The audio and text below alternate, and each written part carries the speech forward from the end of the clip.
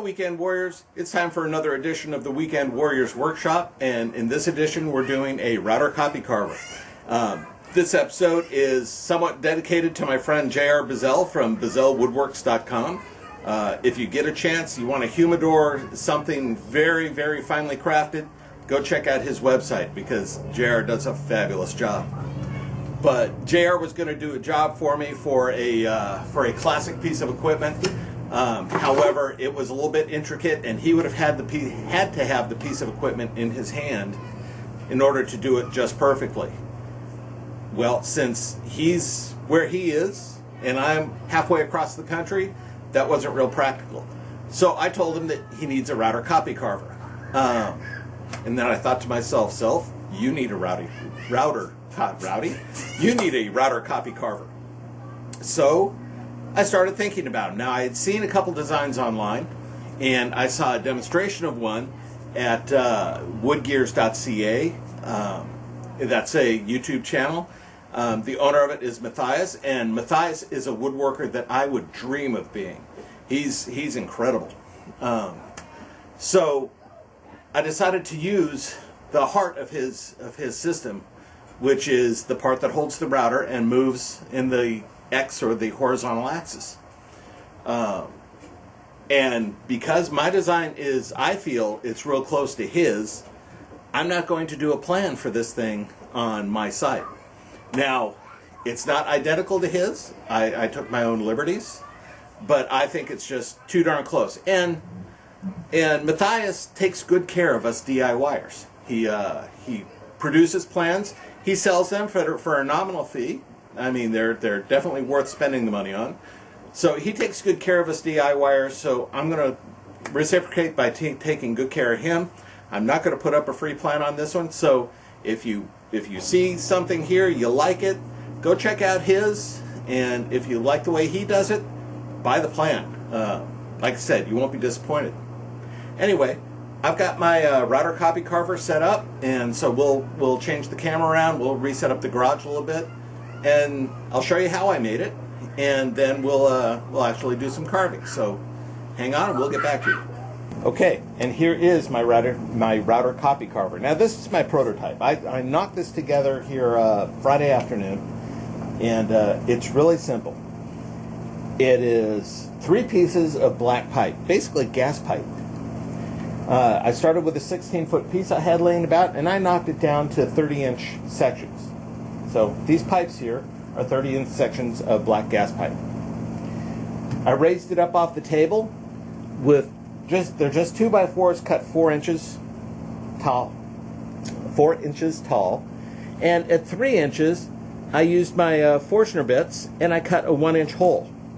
And then on that 1-inch hole, I centered it, and I used my radial arm saw and cut that off, basically so I could make a clamp. The kerf from the saw left enough space that when I screw down from either side, it clamps down tightly on the pipe. So I've got 4 real effective clamps in the corner. And then I made these carriages here. Now these carriages are just 2x4, about 9 inches wide.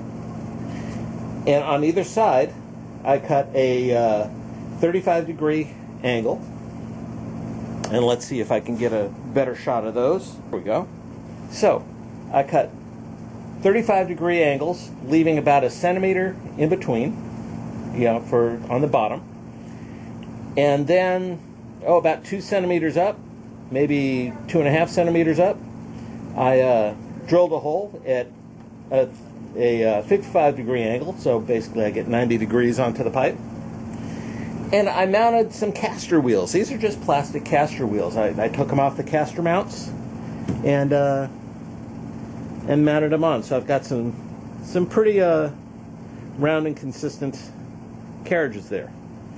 So I did that. I did it on the front and the back. And then as you see, I did the clamp trick with the pipe again. And then on the back, I used a piece of scrap wood, and I made a brace. Now, this happens to be a nice old piece of oak from another project. This is all, like I said, made out of scraps because it's a prototype. So, on across, I put my other 30-inch piece of pipe and clamped it into place. And let's go ahead and zoom back out here.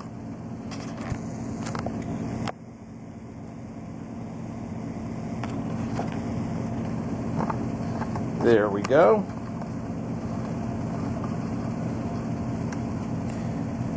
Alright, so I made my carriages. And then I put another 30-inch piece of pipe across. Once again, I did the clamp trick like I did with the supports here. Only I just took the top part off of it, and so the pipe is laying on top of this piece of 2x4, and then the clamp piece goes on top. And then once again, the backspace piece here is just a piece of scrap oak. It's nice and solid, nice and heavy, and it'll keep this thing square for the travel I'm using it for. Now I've got this mounted on a little bit smaller base than I would like, but it's what I had laying around the house. When I do this again, I may modify a couple things to make it a little bit more accurate. I'll definitely put it on a larger base so I have a little bit more travel on my sled, and give myself a little bit more work room. Okay, now the heart of this thing, however, is this X-axis carriage. And what it is, it's a frame that I've got blocked off front and back, screwed onto a top plate. I did essentially the same trick as I did with the carriage sides. However, I just lopped off a hunk of a 2x4. Actually, it's not even 2x4. I used a little bit smaller wheel on this one. So I used a piece of 3/4 inch, cut, probably about 5 centimeters wide. Once again, the 35-degree cuts on either side, and that I glued and brad into place. Then on the bottom, I actually put the non-swiveling portion of the caster to support it from the bottom. And I don't know if you can see that. Probably not. So let's move the camera a little bit. There we go, and quick zoom here. So you can see essentially the same kind of arrangement on the top. 2 casters set at a 35-degree angle so they ride on top of the pipe nicely. Then on the bottom to support it so it can't jump around is just a caster wheel screwed into the bottom plate. And there's not a lot of tension on it. It's just enough to make sure there's no jump, no wobble there. And allows it to move very nicely. Now when Matthias built his, he used really nice precision bearings. I think they were Z508s like you'd find in a rollerblade, if they make rollerblades anymore. So his is very, very precision done. However, this seems to get the job done fairly well so far, and that is where it's so similar that I can't say it's my design for sure. Now, when I was building this, or when I was getting ready to do the video here, I actually emailed Matthias, and he said, "Yeah, go ahead and put up your plans because you've made enough changes to it that it's not a copy." Well, I appreciated that. However, like I said, he does so much for us DIYers already that I would prefer him to get the business for his plans. So, supporting DIY is very important to me.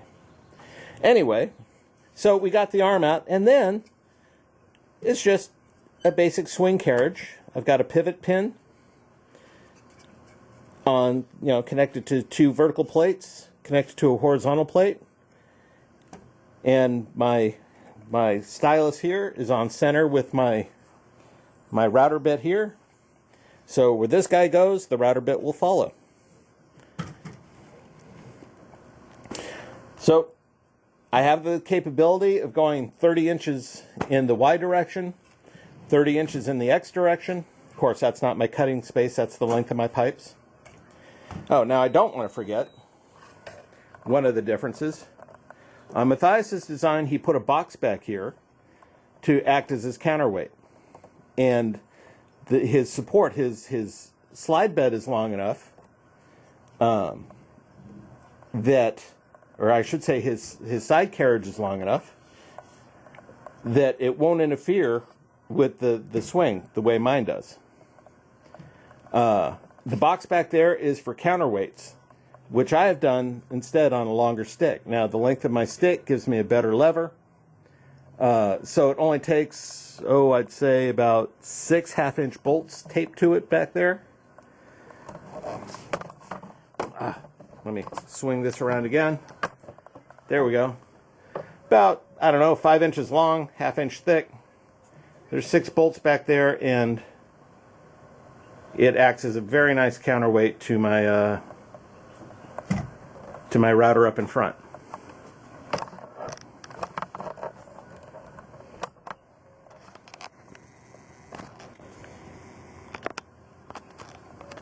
So you might ask, well, what is a copy carver good for? Well, like I said, there are jobs that you want to do, that you want repeatability over and over and over again with the same shape. So it allows you to do that, especially if it's a little bit more intricate. Say contours and stuff. Well, for instance, here's a test piece I did. This is a copy of one of the router handles from a router that I've got in a router table at the moment. And you see it's got a bit of a contoured profile to it. And it's rounded, and you've got your trigger here, specific size. You've got your bolt placement in specific spots.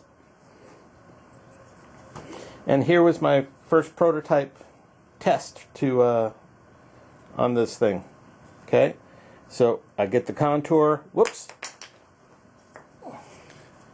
I get the contour, I get the bolt pattern laid out nicely. Something I can't complain about very much.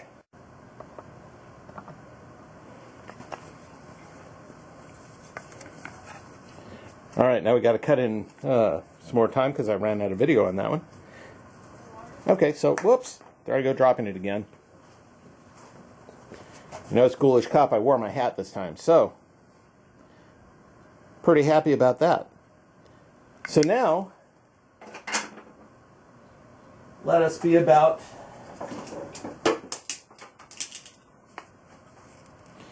carving this half. You see, it's a little bit more intricate. It's still got the contour to the shape, but it's got a couple extra shapes to it. So let's just cut on over to the video of cutting that out. So I'll be back.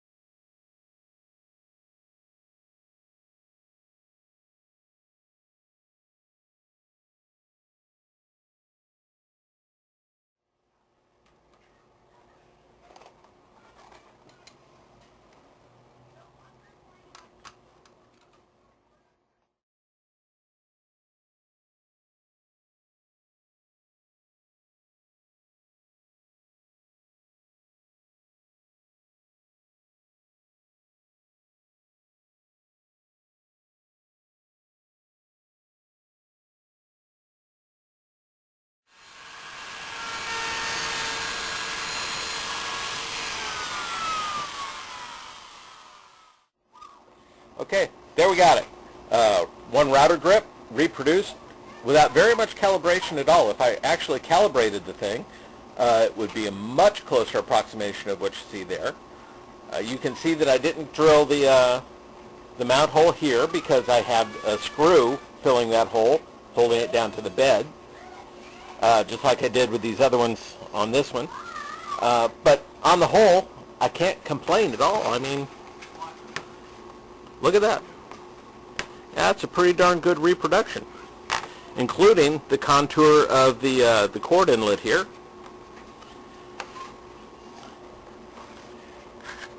So, of course, I'm never going to use these for an actual router grip. That was just demonstration. But it's going to let me reproduce other things that my wife comes up with. And it's just a fun tool. So I need to develop a few techniques, and I'll be in pretty good shape.